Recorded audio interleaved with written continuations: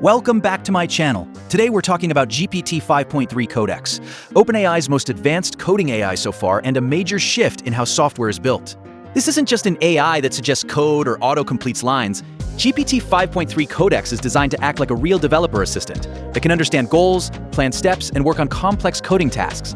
What makes it truly different is its agent-like behavior.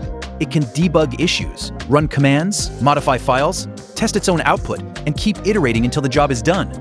It understands large code bases, works across long sessions, and collaborates with developers in real time, moving AI from a passive helper to an active builder. OpenAI has backed this with strong benchmark results, showing better performance on real-world software engineering tasks like terminal usage and multi-step problem-solving. Compared to tools like Copilot and other coding assistants, GPT-5.3 Codex stands out because it can reason through and execute full workflows.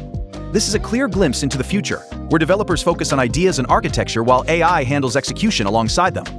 I installed Codex locally using NPM, which made it easy to integrate into my existing workflow. The setup was quick, and within minutes it was ready to work with my local codebase. I then used Codex on a real Blazor application where I wanted to implement a global exception handler. Instead of asking it to write code right away, I first asked Codex to scan the entire solution.